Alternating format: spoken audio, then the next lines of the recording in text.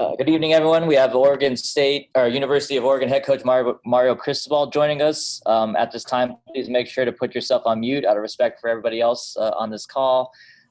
Please utilize the raise hand function or simply type in the chat if you have questions.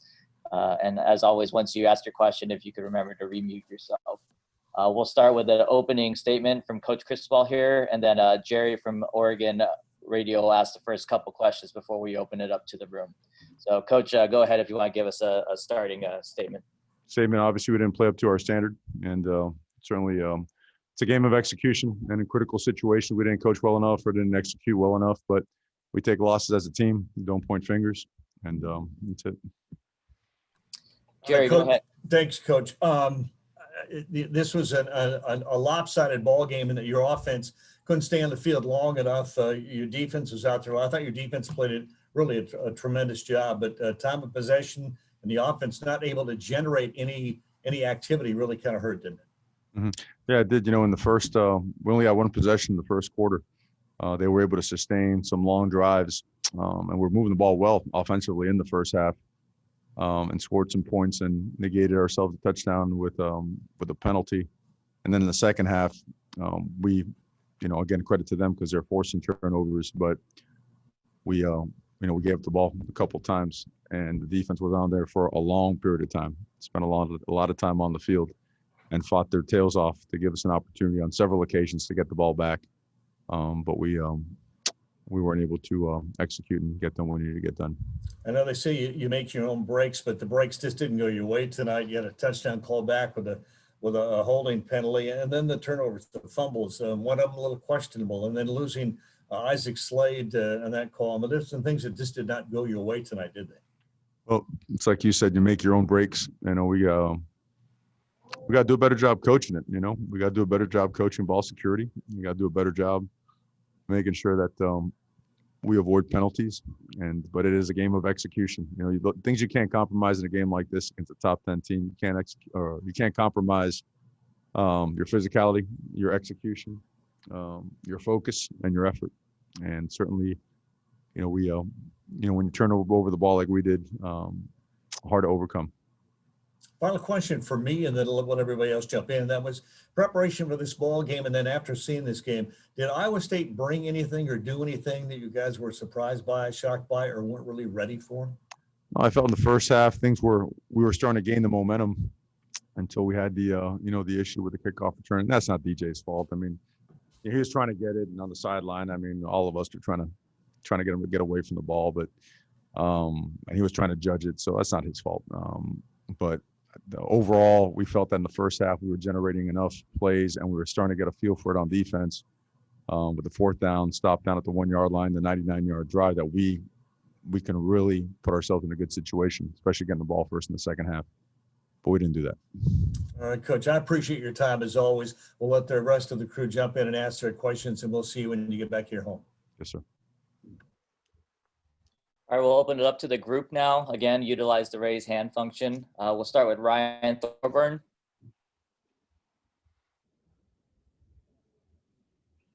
Mario, did you feel like it was hard for Tyler and Anthony to either get in or stay in a rhythm with rotating them?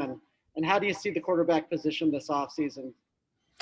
No, we went into the game with the same type of packages for Anthony and short yardage and some 4-minute stuff. But we did determine that we were going to put him in the second quarter to play. And he developed a hot hand, so we said with a hot hand. That was what transpired, nothing else. James Crepea. Mario, once you got into the second half, though, how was the rotation, particularly even on the same drive, how is that supposed to be successful? Say again? Once you got to the second half, how was the quarterback rotation, particularly the one on the same drive into the third with Tyler, you started the fourth with Anthony? How was that rotation supposed to be successful? I keep losing you. If you're asking about the rotation the second half, we went with Anthony because we felt he had the hot hand and that Tyler was going to go back and play as well. That's how those guys perform well in practice, so that's what we went with. The short yardage packages were still Anthony's to play with. Matt Prem. Yeah, Mario started to stick with the quarterbacks, but Tyler goes in and he just gets 2 handoff plays and he comes out with Shuck. How is it in that development? How are each quarterback expected to get a rhythm when they're coming in, coming out so often? We did what we thought would give us the best chance to win, and Tyler, the one series where he had those handoffs and he get to throw it, sure, it's not in any way, shape, or form a way to judge him for what he did or what he didn't do. When Anthony went in, he was doing well, so we went with him. And that was the extent of the decision process. And later in the game, we felt we were going to get them back in or get Tyler back in so he can play some more. And we did at one point in time. I forget exactly when, but that was the quarterback rotation that was decided upon. Ryan Milano. Coach, the 4th and 3 call, down 14 towards the end of the third quarter. What went into the decision to punt instead of going for it?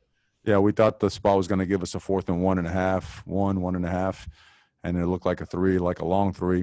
And we felt that we could pin them deep and get the ball back. Felt that our defense was trying to get its feet underneath itself, and so we did.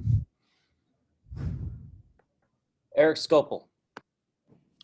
Mario, 3rd down was not a good down for either side. 0 for 6 offensively. They were 11 for 19, also pretty good on 4th. Just what I guess, was there any trends there on those downs, or what did you see there? But certainly, they outplayed us and they outcoached us on 3rd down. They certainly did. That I think one of them was 2 of them were actually turnovers, if I'm not mistaken. But we've been good on 3rd down. We certainly got a lot better the last couple weeks at stopping opponents on 3rd down, and we didn't tonight. They did a better job than we did. Jesse Morrison. Hey, Coach. I just wanted to get your overall thoughts on Tyler's performance today. Thought he had some good moments, looking at him statistically.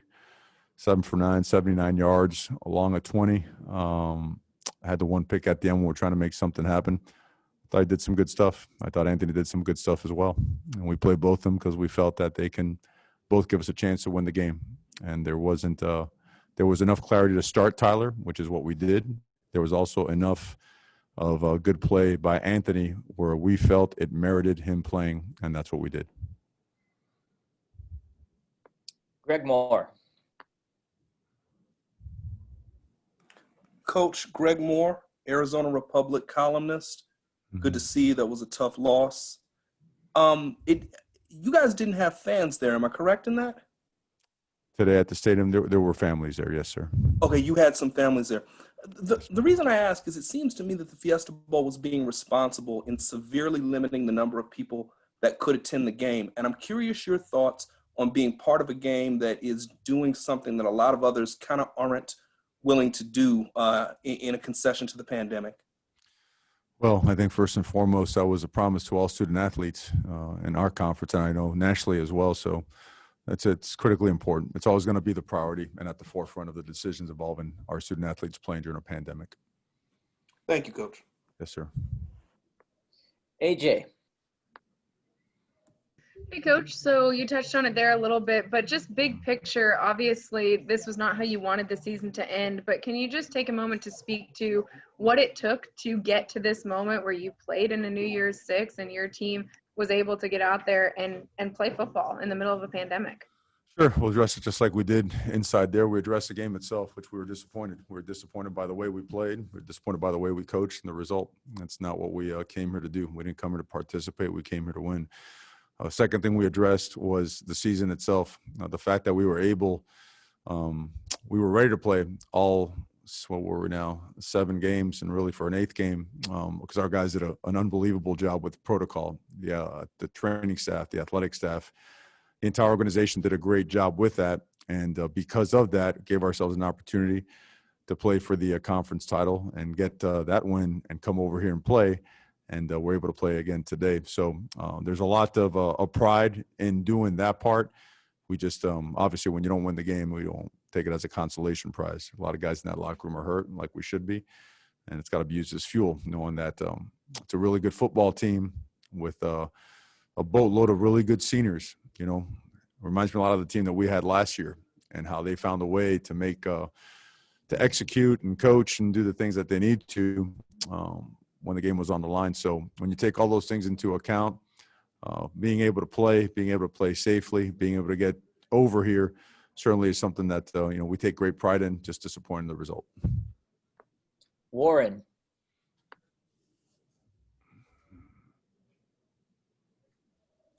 Mario, tough way to end the season, but there's so much to look forward to with this team. You've mentioned it many times this year about the youth of this squad. What excites you about going into next year, about what this team can do with a full season under your belt? Yeah, the offseason is what we're excited about, the ability to develop from a strength and conditioning standpoint. So many guys played football for the first time as starters, the new offensive line, quarterbacks, couple wide receivers. The receivers, for the most part, were veterans. The linebackers, a couple guys that were banged up and didn't get to play. Obviously Noah played, but Justin Flo and the Dante Mannings of the world. We expect Cam McCormick to be back really healthy.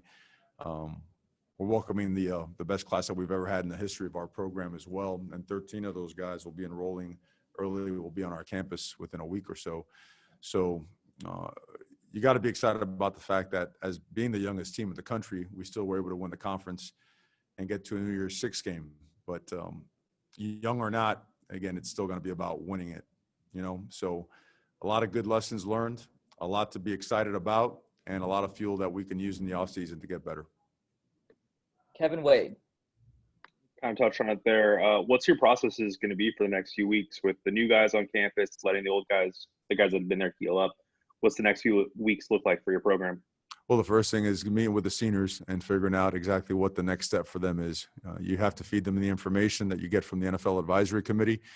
Give them whatever opinion that whatever they want to dive into. If they want a firm opinion by us, our staff, we always give it to them. They've been great with that. So have the parents. So we do that so that they can make a decision as it best fits them and their future. The players will go home for about 2.5 weeks. We spent the holidays in Eugene, so they never got a break. So they're going to go home while they do kick in classes on Monday, and that'll be via remote. And then our freshmen, our newcomers, some are already in town, and the rest come in next week. And they will come in. They will isolate for about 6-7 days, whatever it may be, test, and then they will begin the off-season program, which again is critical to our success going forward. James. Mario, you mentioned special teams and the issues on obviously that led to the 2 turnovers. You said DJ wasn't at fault on that. USC took advantage of Kale on the onside kick. It seemed like Iowa State was trying to do the same by trying to basically put pressure on Kale to block. Why was DJ pulled if it wasn't his fault, and why was Kale staying on that unit when 2 teams had taken advantage of it? Well, it's a different kick, right? The one to Kale was kicked to the front line over and behind them. This one was kicked to the ends, right? The one that went to DJ was with about 27, 28-yard line, and he was trying to field it. But with the ball going over his head, he was confused, and I think we were confusing him, but he was trying to field the ball. And we practice fielding pooch punts, pooch kicks, because that's what they do. They squib them. They kick them to the ends. Sometimes they kick them deep. Sometimes they kick them short. Sometimes they kick them at the front line. And we had practiced a bunch of it, but we need to do a better job coaching him up, getting him ready for that situation. Eric. Stick special teams and just ask you about the Mikael Wright play as well, and kind of was he at fault there? Was that just a bad place, bad time thing where he gets blocked into it? Kind of how do you address that one?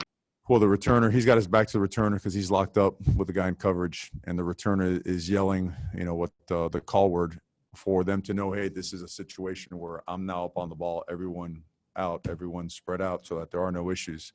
And Mikael being locked up with the opponent just didn't allow him to hear it, because he was giving great effort on the play. What happens is when those punts are short and the returner's got to come up to field that ball, if the communication isn't clear enough, that happens. So all about communication. Matt.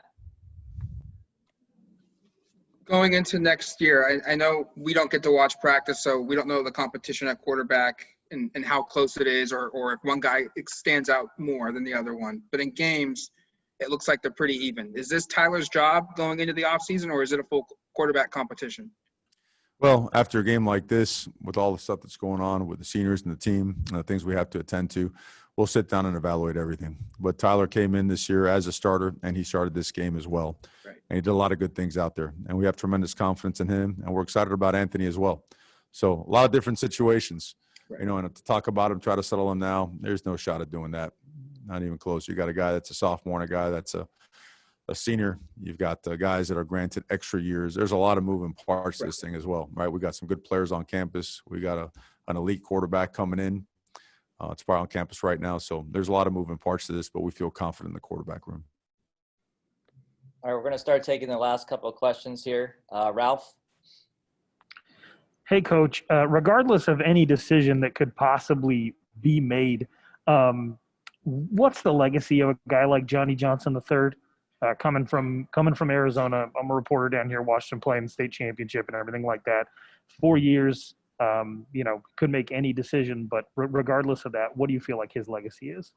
Well, you got to realize guys that came in with Johnny, they came to Oregon after Oregon had gone 4-8. So these guys were builders. They were guys that weren't afraid to kind of make their own footprints and not follow anybody else's footsteps. So he came in with a purpose and on a mission. And ever since he's been a freshman, he's been a starter, relentless grinder, tremendous leader, doing a great job in there right now with the guys that are hurting. And so Johnny is, in my opinion, he's going to go down. He's one of my favorite players ever. But in terms of his legacy, there's a lot that goes with his legacy, leaving as a guy that won back-to-back conference championships, a guy that was, our leading receiver, multiple times. Guy just does things the right way and certainly has a great future. Ryan?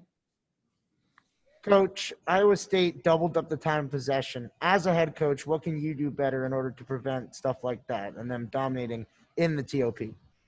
Yeah, well, the way they play football is similar to what we've seen over the years with Stanford, where if they can get you in third and manageable and third and short and keep moving the sticks, they're going to continue bleeding the clock. They're going to snap the ball with anywhere from 10 to 3 seconds on the play clock, and time will get chewed up. And so I believe their first drive had gone about 12 plays. Their second drive was something similar. We scored quickly, and then we had a 3-and-out, and then scored again. And what happens when you see that play count start to mount up, you have to give your defense a chance to catch its breath and get its legs underneath them by playing a little bit slower. We tried to do a little bit of that tonight, and we weren't very successful. So that's certainly one thing that I can do better as a head coach to help our defense when they're on the field that long. All right, Coach, thank you for your time. Thank you.